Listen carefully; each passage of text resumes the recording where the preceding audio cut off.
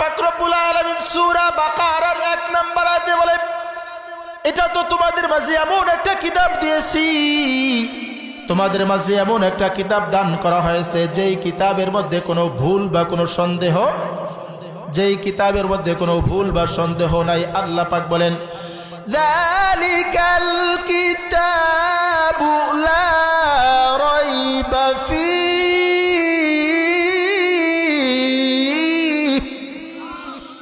আল্লাহ পাক রব্বুল আলামিন জানায় দেন, ও পৃথিবীর মানুষ শুনো, তোমাদের মাঝে আমি আল্লাহ এমন একটা কিতাব দান করেছি যেই কিতাবের মধ্যে কোনো ভুল বা কোনো সন্দেহ নাই। সুবহানাল্লাহ বলেন। আল্লাহ পাক রব্বুল আলামিন জানায় দেন, হুদাল লিল মুত্তাকিন, এটা মুত্তাকিনদেরকে হিদায়াতের রাস্তা দেখাবে, মুত্তাকিনদেরকে জান্নাতের রাস্তা দেখাবে। সুবহানাল্লাহ। তাহলে কোরআন আমার আপনার মানা দরকার আছে না নাই? তাও আল্লাহ পাক রব্বুল আলামিন স্পষ্ট আরো কয়েকটা আয়াত জানায় দেয়। আমাদের মাঝে প্রশ্ন থাকতে পারে, হুজুর এই কিতাবটা আল্লাহ পাকের কিতাব নাকি কোনো কবির কোনো কিতাব নাকি গণকের কোনো কিতাব, এর আয়াত আছে নাকি? আল্লাহ পাক রব্বুল আলামিন তাও আয়াতের মধ্যে জানায় দেয়, ওয়ালা বিকাউলি শাইর কলিলাম মা তুমিনুন। পৃথিবীর মানুষ শুনো, তোমাদের মাঝে আমি এমন একটা কিতাব দিয়েছি যেই কিতাবটা কোনো গণকের কোনো কিতাব না। মুমিন যারা হবে তারা অল্পতেই এটা বুঝতে পারবে। শুধু তাই নয়, তাই নয়, আল্লাহ পাক পরে বলে, ওয়ালা বিকাউলি কাহিন কলিলাম মা তাযাক্কারুন। এটা কোনো গণকের কোনো কিতাব না, মুমিন যারা হবে এটা অল্পতেই তারা উপলব্ধি করতে পারবে। সুবহানাল্লাহ। তাহলে আমি আপনি স্পষ্ট একটা কথা জানতে পারলাম, এই কিতাবটা কোনো গণকের কোনো কিতাব না, এই কিতাবটা কোনো কবির কোনো কিতাব না, এই কিতাবটা কার কিতাব? আরো জোরে বলেন, কার কিতাব? আল্লাহ পাক রব্বুল আলামিন আমাকে আপনাকে এই কিতাব দান করেছেন। এই কিতাবের মধ্যে আমি একটা আয়াত তেলাওয়াত করেছি। আল্লাহ পাক রব্বুল আলামিন কুরআনুল কারীমের মধ্যে ইরশাদ করে জানায় দেন, ইয়া আইয়ুহাল্লাযীনা আমানুত্তাকুল্লাহ। ও পৃথিবীর মানুষ শুনো, আল্লাহ পাক রব্বুল আলামিন আমাকে আপনাকে বড় আদর করে, বড় মায়া করে ডাক দেয়। কিরকম মায়া করে জানেননি? জানেননি? আল্লাহ পাকের ভাষা কত সুন্দর, শালীন ভাষায় আমাকে আপনাকে ডাক দেয়। আল্লাহ পাক বলেন, ইয়া আইয়ুহাল্লাযীনা আমানু, ও ঈমানওয়ালারা, হে ঈমানদার বান্দা বান্দীরা, ইত্তাকুল্লাহ, তোমরা আমি আল্লাহকে ভয় করো। আপনাদের কাছে জানতে চাই, আমাদের ভয় করতে হবে কাকে? আরো জোরে বলেন, কাকে? আল্লাহ পাক রব্বুল আলামিন বলেন, ইত্তাকুল্লাহ, তোমরা আমি আল্লাহকে ভয় করো। কেমন ভয় করবে? কেমন ভয় করবে? আল্লাহ পরের অংশে বলে, হাক্কা তুকাতি, যেরকম ভাবে ভয় করা উচিত তোমরা সেরকম ভাবে আমি আল্লাহকে ভয় করো। এই যে আমি আপনাকে আল্লাহ পাককে ভয় করার কথা বলতেছেন, শুধুমাত্র কেবলমাত্র আমি আপনি আল্লাহ পাককে ভয় করব, বিষয়টা এরকম না। আল্লাহ পাক রব্বুল আলামিন 1450 বছর আগে কোরআন আয়াত নাজিল করে জানায় দিলেন পৃথিবীর মানুষদেরকে। আল্লাহ পাক রব্বুল আলামিন শুরুতে আল্লাহ পাক রব্বুল আলামিন নবীর ব্যাপারে আয়াত নাজিল করলেন। সূরা আহজাবের 1 নম্বর আয়াত আল্লাহ পাক বলে, ইয়া আইয়ুহান নাবিয়্যুত্তাকিল্লাহ, হে মুহাম্মদ সাল্লাল্লাহু আলাইহি ওয়াসাল্লাম, আপনি আমি রবকে ভয় করেন। বাজান গভীর মনোযোগ দেওয়া লাগে, বেশি লোকের প্রয়োজন নাই। কিছুক্ষণ পরেই বুঝে আসবে কি শুনলাম, কি শুনলাম। কথা যদি মনোযোগ দেওয়া শুনেন তাহলে বুঝতে পারবেন কোরআনটা কত সুন্দর, কোরআনের কথা কত মজা। আল্লাহ পাক রব্বুল আলামিন আমাকে আপনাকে উদ্দেশ্য করে বলেন, ও পৃথিবীর মানুষ শুনো, তোমরা শুধুমাত্র কেবলমাত্র আমাকে ভয় করবে, বিষয়টা এরকম না। যার উপর আমি কিতাবটা নাজিল করেছি মুহাম্মাদের উপর, সেই নবীকেও আমি আল্লাহ ভয় করার কথা বলেছি।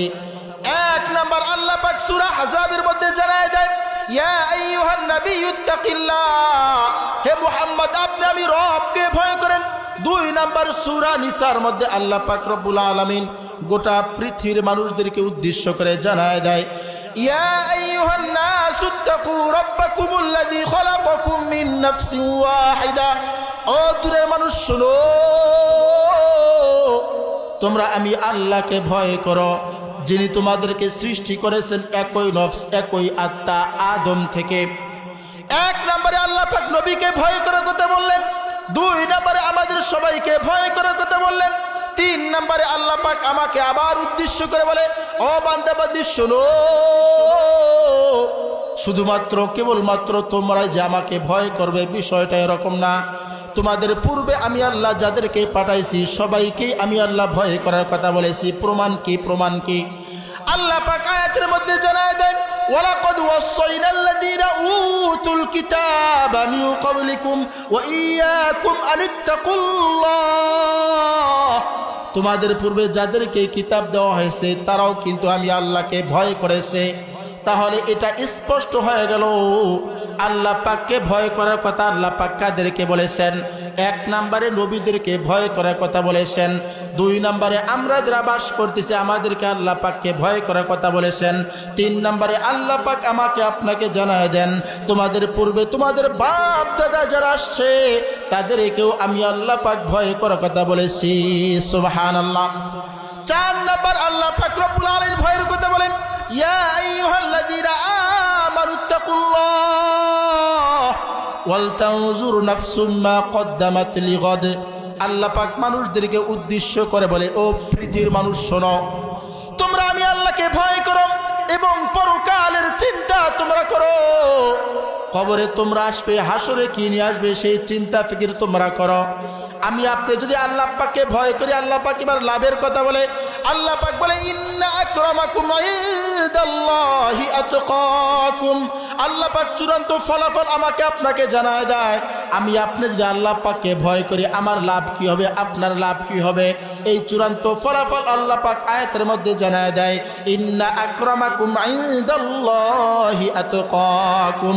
নিশ্চয় ওই মানুষগুলাই আমি আল্লাহর কাছে দামি, ওই মানুষগুলা আমি আল্লাহর কাছে সবচেয়ে সম্মানিত যারা আমি আল্লাহকে ভয় করি। সুবহানাল্লাহ বলেন। এজন্য বাজান আমার আপনার আল্লাহ পাককে ভয় করা দরকার আছে না নাই? আরো জোরে বলেন আছে না নাই? আমাদের মালিক কে? আরো জোরে বলেন আমাদের মালিক কে?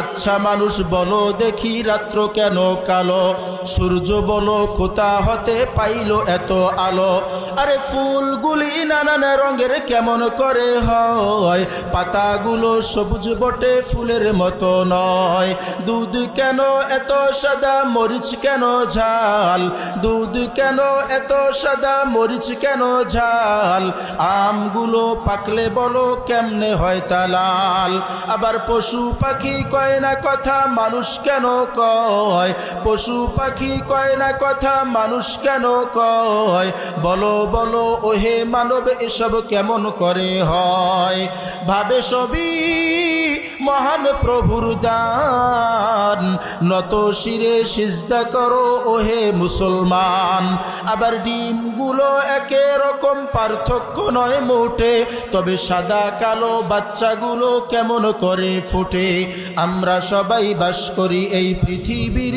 অঙ্গে, হাতের লেখা মুখের চেহারা মেলে না কারোর সঙ্গে, আর মেলে না কলমের সই বুড়ি আঙ্গুলের টিপ, ওরে প্রমাণ হলো মহান আল্লাহ একজন আছেন। ঠিক ঠিক কিনা বলেন? আমাদের মালিক কে? আরো জোরে বলেন আমাদের মালিক কে? আজ যদি আমার আপনার অন্তরের মধ্যে আল্লাহ পাকের ভয় থাকতো তাহলে আমার দ্বারা গুনার কাজ করা সম্ভব ছিল না। ঠিক নেবে ঠিক? রাত্র পেজায় 12টা 1টা বাজে 2টা বাজে, আমাদের এলাকার মধ্যে দেখা যায়, এই এলাকা আছে না নাই আমি জানি না, কিছু যুবক আছে কিছু যুবতী আছে, রাত্র 11টা 12টা 1:30টা 2টা বাজে রাস্তার অলিতে গলিতে মোবাইল নিয়ে ব্যস্ত আছে না নাই? কথা কয় না কেন?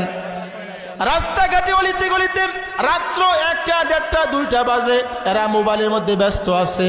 আবার কিছু বোন আছে যারা কম্বলের নিচে মোবাইলে মেসেঞ্জারে ব্যস্ত আছে না নাই? এদের যদি অন্তরের মধ্যে আল্লাহর ভয় থাকতো তাহলে এই মোবাইলের গুনাহগুলা করতে পারতো না। ঠিক নেবে ঠিক? আমরা ভয় করব কাকে? আরো জোরে বলেন না বাজান, কাকে? দুনিয়ার বুকে নবীর পরে সাহাবা ইকরাম সবচেয়ে দামি মানুষ ছিলেন। কারা? বলেন না কারা? সাহাবা ইকরাম। নবীর পরে সাহাবা একরাম সবচেয়ে দামি মানুষ, সবচেয়ে দামি উম্মত। এই যে দামি মানুষ হয়েছেন, দামি উম্মত হয়েছেন, কারণ কয়টা? কারণ দুইটা। এক নাম্বার কারণ নবীর মোহাব্বত, দুই নাম্বার কারণ রবের ভয়। আমি সেই ভয়ের বিষয়ে আজকে আপনাদেরকে আলোচনা শুনাইতেছি। বাহিরের কোনো কথা আমার বলার কোনো ইচ্ছা নাই, ডাইরেক্ট কোরআন থেকে আপনাদেরকে কথা শুনাইতেছি, নবীর মোহাব্বতের কথা আপনাদেরকে শুনাইতেছি। নবীর মোহাব্বত সাহাবা ইকরামদের অন্তরের মধ্যে কেমন ছিল, আল্লাহর নবীর জন্য সাহাবা ইকরামরা কেমন পাগল ছিলেন, সেই নবীর মোহাব্বতের কথা আপনাদেরকে শুনাইতেছি। তাদের অন্তরের মধ্যে আল্লাহ পাকের ভয় কেমন ছিল। জঙ্গে মুতা অর্থাৎ মুতার যুদ্ধে আল্লাহর রাসূল সাল্লাল্লাহু আলাইহি ওয়াসাল্লামের জামানায় মুতার যুদ্ধ যখন গঠিত হয়ে যায়, এই মুতার যুদ্ধের মধ্যে মুসলমানদের সংখ্যা ছিল 3000, বিপক্ষে কাফের মুশরিকদের সংখ্যা ছিল 2 লাখ। মুসলমানদের সংখ্যা ছিল ভাই কত? একটু বলেন, আওয়াজ করে বলেন না কত? মুসলমানদের সংখ্যা ছিল মাত্র 3000, আর কাফের মুশরিকদের সংখ্যা কত? 2 লাখ। কিন্তু দিন শেষে আল্লাহ পাক রব্বুল আলামিন এই মুসলমানদেরকে বিজয় দান করছেন। সুবহানাল্লাহ বলেন। মুসলমানদেরকে বিজয় হওয়ার কারণ কি? তাদের ঈমানি পাওয়ার ছিল, তাদের আল্লাহ পাকের ভয় ছিল। আল্লাহর রাসূল সাল্লাল্লাহু আলাইহি ওয়াসাল্লাম মুতার যুদ্ধের মধ্যে 3 জন সেনাপতি নিযুক্ত করে। মুসলমানদের সংখ্যা ছিল 3000-এর মতো, এর বিপক্ষে কাফের মুশরিকদের সংখ্যা ছিল 2 লক্ষ। মদিনা থেকে প্রায় মুতার যুদ্ধের ময়দানটা 1000 কিলোমিটার, এত দূরের মধ্যে অবস্থিত ওই মুতার যুদ্ধটা, ওই মুতার যুদ্ধটা অবস্থান ওখানে এত দূরের মধ্যে অবস্থিত। আল্লাহর রাসূল সাল্লাল্লাহু আলাইহি ওয়াসাল্লাম এই যুদ্ধের মধ্যে অংশগ্রহণ করে নাই। মদিনার মধ্যে বসে বসে আল্লাহ পাক রব্বুল আলামিন পুরা যুদ্ধের ময়দানটা তার চোখের সামনে ভাসায় দিয়েছে। সুবহানাল্লাহ বলেন। আমরা যেমন নাকি মোবাইলের মধ্যে লাইভ খবর দেখি, বিদেশের মধ্যে থাকলে মোবাইলের মধ্যে দেখা যায়, ভিডিও কলে দেখা যায় কি যায় না? ওই সময় তো মোবাইল ছিল না, লাইভ ছিল না, কিন্তু আল্লাহ পাক রব্বুল আলামিন নবীকে এমন শক্তি দিয়েছেন, মদিনা থেকে প্রায় মুতার যুদ্ধ 1000 কিলোমিটার দূরত্ব, সেখান থেকে আল্লাহর রাসূল সচক্ষে সব যুদ্ধগুলা দেখেছেন। সুবহানাল্লাহ বলেন। মুতার যুদ্ধের মধ্যে আল্লাহর নবী, বিশ্ব নবী রহমাতুল লিল আলামিন 3 জন সাহাবীকে সেনাপতির দায়িত্ব দিলেন। একজন সেনাপতির দায়িত্বের নাম হলো যায়েদ ইবনে হারেসা রাদিয়াল্লাহু তাআলা আনহু।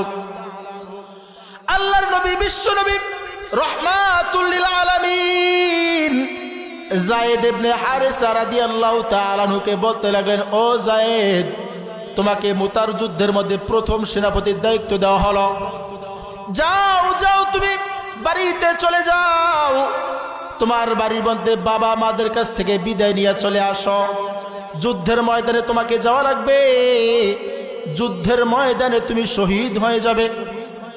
এমন কথা যখন আল্লাহর রাসূল বললেন, এই কথা শোনার সঙ্গে সঙ্গে যায়েদ ইবনে হারেসা বলতে লাগলেন, ইয়া রাসূলুল্লাহ, ইয়া হাবিবাল্লাহ, আমার বাবা তো আপনি, আমার বাবা যায়েদ যখন মারা গেছে, পালক পুত্র হিসেবে আমি তো আপনার সন্তান, আমার বাড়িতে যাওয়ার কোনো দরকার নাই। আমার মা উম্মাহাতুল মুমিনিন আম্মা জান হযরত আয়েশা সিদ্দিকা রাদিয়াল্লাহু তাআলা আনহা এখানে আছে, আমি বাড়িতে যাব না। তাদের ঈমানি পাওয়ার কেমন ছিল, ঈমানি জজবা কেমন ছিল! ও বাজান, ও আমার মা, ও বোন, মাইকের কানের আওয়াজ যাদের কাছে যাইতেছে, আমার আওয়াজগুলো যাদের কানের মধ্যে যায়, গভীর মনোযোগ দিতে হবে, এদিক সেদিক করার কোনো সুযোগ নাই। যারা চলে যাইতে যায়, যাইতে দেন, বাধা নাই। যে কয়জন আমরা বসা আছি, আমরা কথাগুলো মনোযোগ দিয়ে শুনি। আল্লাহর নবীর সাহাবীদের ঈমানি পাওয়ার কেমন ছিল, সাহাবা ইকরাম নবীকে কেমন মহব্বত করতেন, সেই কথাই আমি আপনাদেরকে শুনাইতেছি রে বাজান। আল্লাহর নবীর এই সাহাবী, আল্লাহর নবীর পালক পুত্র যায়েদ ইবনে হারেসা রাদিয়াল্লাহু তাআলা আনহু বলতে লাগলেন, ইয়া রাসূলুল্লাহ, ইয়া হাবিবাল্লাহ, আমার বাড়িতে যাওয়ার কোনো দরকার নাই, এখানেই তো তোমরা উপস্থিত আছো। আজ যদি আমি আপনি সেখানে থাকতাম, যদি শুনতে পারতাম আমাকে যুদ্ধের ময়দানে শহীদ হওয়া লাগবে, যে কোনো বাহানায়, যে কোনো ওসিলায় আমি ওখান থেকে পলায়ন করার চেষ্টা করতাম, ঠিক না বে ঠিক? কিন্তু আল্লাহর নবীর এই সাহাবী আল্লাহর নবীর পালক পুত্র যায়েদ ইবনে হারেসা পলায়ন করে নাই, ওখানে কিপটি মেরে বসে ছিল। 2 নম্বরে আল্লাহর নবী বিশ্ব নবী রাহমাতুল লিল আলামিন 2 নম্বর সেনাপতির নাম ঘোষণা করলেন আল্লাহর নবীর চাচাতো ভাই হযরত জাফর ইবনে আবি তালেব।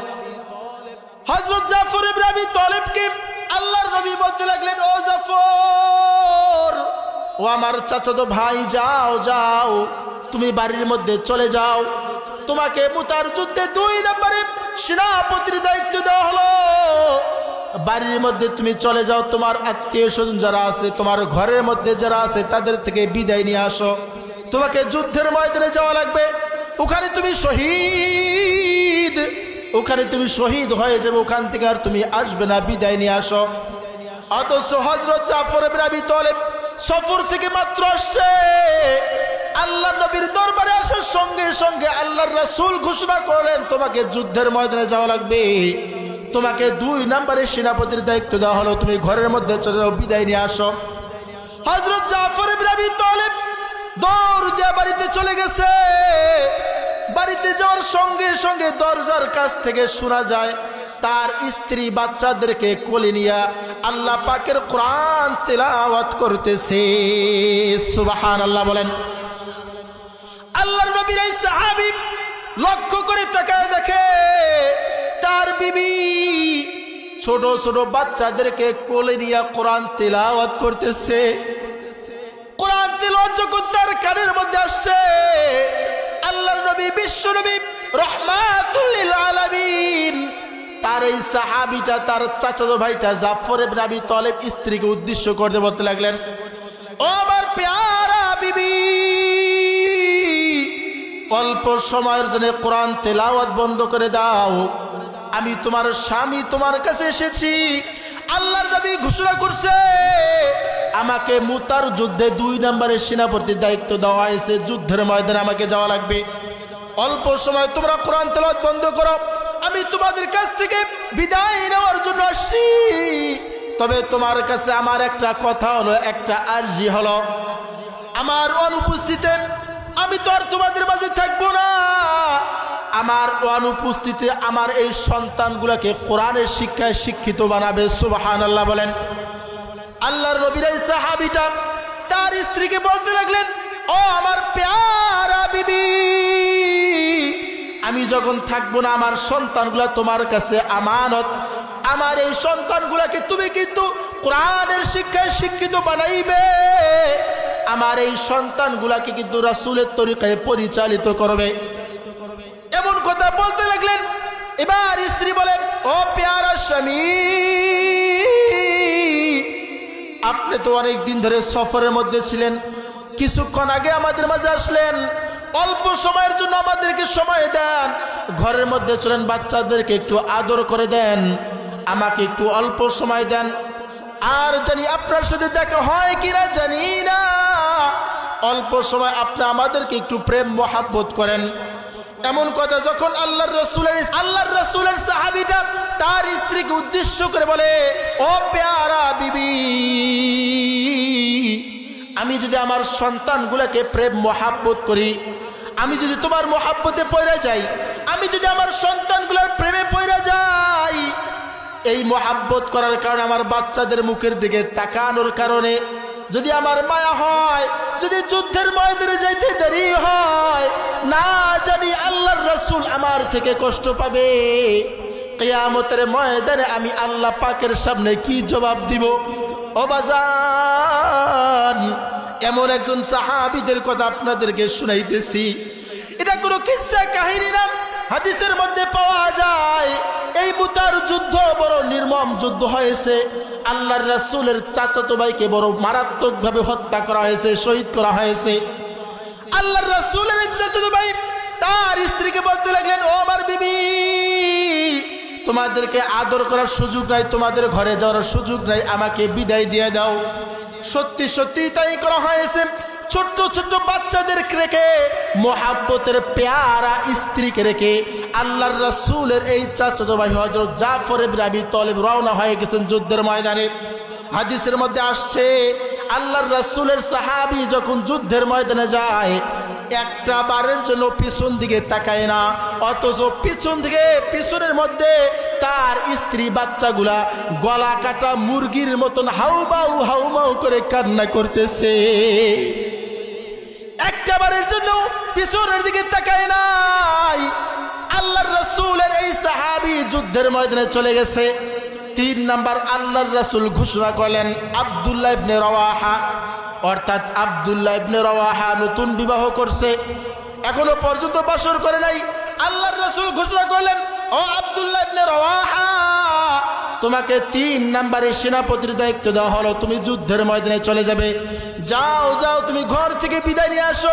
এমন কথা বলতেই আল্লাহর রাসূলের দরবার থেকে আব্দুল্লাহ ইবনে রাওয়াহা দৌড় দিয়া বাড়ির মধ্যে চলে গেছে। দরজার কোণের মধ্যে আওয়াজ করতেছে, ও বিবি। ঘর থেকে আওয়াজ আসতেছে, কে আওয়াজ করতেছেন? তার স্বামী আব্দুল্লাহ ইবনে রাওয়াহা বলে, আমি তোমার স্বামী আব্দুল্লাহ ইবনে রাওয়াহা, তোমার কাছে আসছি, তোমার কাছে বিদায় নেওয়ার জন্য আসছি। আল্লাহর পয়গম্বর হাবিবে কিবরিয়া সরকারে দু আলম নবী আমাকে মুতার যুদ্ধে 3 নম্বরে সেনাপতির দায়িত্ব দিয়েছে, আমাকে সেখানে যাওয়া লাগবে, বিদায় দিয়া দাও। ঘর থেকে স্ত্রীটা বলে, ও প্রাণের স্বামী, আপনি যুদ্ধের ময়দানে যাবেন, আমরা নতুন বিবাহ করেছি, এখনো পর্যন্ত আপনাকে ভালোভাবে দেখি নাই, অল্প সময় আপনি আমার ঘরের মধ্যে আসেন, আপনাকে একটু ভালোভাবে দেখে নেই। সাহাবীটার অন্তরের মধ্যে রাসূলের মায়া কত, এই সাহাবীর অন্তরের মধ্যে রাসূলের মহব্বত কত, আল্লাহ পাকের ভয় তার অন্তরের মধ্যে কত। ও বাজান, কথাগুলো মনোযোগ দেন। সঙ্গে সঙ্গে তার স্ত্রীকে বলতে লাগলেন, ও বিবি, আমি শুনেছি এই মদিনার মধ্যে সবচেয়ে রমণী সুন্দরী তুমি একজন মহিলা। আমি যদি তোমার ঘরের মধ্যে যাই, তোমার মহাব্বতে যদি পড়ি, তোমার মহাব্বতে যদি আমাকে গ্রাস করে ফেলে, তোমার মায়ের কারণে আমি যদি যুদ্ধের ময়দানে যাইতে দেরি করি, না জানি আল্লাহর রাসূল কষ্ট পাবে, ময়দানে মাহশরে আমি কি জবাব দেব, তোমার কাছে যাওয়ার কোনো সুযোগ নাই। আল্লাহু আকবার বলেন। সাহাবীর অন্তরের মধ্যে কত মায়া। আব্দুল্লাহ ইবনে রাওয়াহা নতুন বিবাহ করছে, জানে যুদ্ধের ময়দানে তাকে শহীদ হওয়া লাগবে, তারপরেও নতুন বিবিকে রেখে, নতুন বিবির মহাব্বতকে রেখে আল্লাহর রাসূলের মহাব্বতকে প্রাধান্য দিয়া যুদ্ধের ময়দানে চলে গেছে। জোরে জোরে বলেন সুবহানাল্লাহ। যুদ্ধের ময়দানে যাওয়ার পরে তুমুল জোরে যুদ্ধ শুরু হয়ে গেল। যায়েদ ইবনে হারেসা রাদিয়াল্লাহু তাআলা যুদ্ধ করতে করতে এক পর্যায়ে শহীদ হয়ে গেলেন। 2 নম্বরে আল্লাহর রাসূলের চাচাতো ভাই জাফর ইবনে আবি তালেব, আল্লাহর রাসূল যাকে 2 নম্বরে সেনাপতির দায়িত্ব দেওয়া হয়েছে, তিনি তুমুল জোরে যুদ্ধ করা শুরু করলেন। আল্লাহর রাসূলের এই সাহাবী ডান হাতের মধ্যে কালিমার পতাকা নিলেন, ডান হাতের মধ্যে কালিমার পতাকা উত্তোলন করেছেন। ডান হাতের মধ্যে কালিমার পতাকা উত্তোলন করার পরে যুদ্ধ করা শুরু করছে। কাফের মুশরিক বেঈমানেরা আর সহ্য করতে পারে নাই। মুহূর্তের মধ্যে এই কাফের মুশরিক বেঈমানেরা জাফর ইবনে আবি তালেবের বাম হাতের মধ্যে আঘাত করছে। এক আঘাত করার সঙ্গে সঙ্গে বাম হাতটা পুরোটা কাইটা মাটির মধ্যে ঝুইলা পড়ছে, মাটির মধ্যে ঝুইলা পড়ছে। অল্প জায়গা বাকি ছিল, তার ইমানি পাওয়ার কেমন ছিল, এক হাত নাই। তারপরে আল্লাহর রাসূলের এই সাহাবী হযরত জাফর ইবনে আবি তালেব বাম পাটাকে, তার বাম হাতটাকে ডান পা দ্বারা একটা চাপ দিয়ে পুরো হাতটা নিচের মধ্যে ফালায় দিচ্ছে। আবার যুদ্ধ শুরু করছে। বাম হাত যখন মাটিতে পড়ে গেছে, ডান হাত দ্বারা কালিমার পতাকা উত্তোলন করা শুরু করছে। কাফের মুশরিক বেঈমানেরা আবার ডান হাতের মধ্যে আঘাত করছে, ডান হাতটা মাটির মধ্যে পড়ে গেছে। দুটা হাত মাটির মধ্যে পড়ে গেলে তারপরেও আল্লাহর রাসূলের এই সাহাবী আল্লাহ পাককে কত মহব্বত করতো, আল্লাহ পাককে কত ভয় করত, আল্লাহর রাসূলের অন্তরে কত মায়া ছিল এই সাহাবীর দিলের মধ্যে। আল্লাহর রাসূলের কালিমার পতাকা মাটির মধ্যে ফেলাইতে দেয় নাই। দুটা হাত নাই, হাতবিহীন কালিমার পতাকাকে দুইটা দাঁতের মাঝখানে চাপ দিয়া কালিমার পতাকা উত্তোলন করছে। আল্লাহু আকবার বলেন। কাফের মুশরিকরা সহ্য করতে পারে না। হায় হায়, কেমন আফসোস, কি আফসোস, এর নিদারুণ ব্যাপার। বাম হাতটা কাইটা ফেললাম, ডান হাত দ্বারা কালিমার পতাকা ধরে রাখছে। ডান হাতটা কাইটা ফেললাম, হাত নাই, তারপর কালিমার পতাকা মাটির মধ্যে ফালাই নাই। এত কঠিন মানুষ, কঠিন মানুষ। কাফির মুশরিকরা এবার সঙ্গে সঙ্গে তার গলার মধ্যে আঘাত করছে। গলার মধ্যে আঘাত করার সঙ্গে সঙ্গে গলাটা দ্বিখণ্ডিত হয়ে গেছে, মাটির মধ্যে পড়ে গেছে। মাটির মধ্যে পড়ে গেলে তারপরে এই সাহাবী আল্লাহর রাসূলের চাচাতো ভাই হযরত জাফর ইবনে আবি তালেব তার কালিমার পতাকাটা মাটির মধ্যে ফালাইতে দেয় নাই।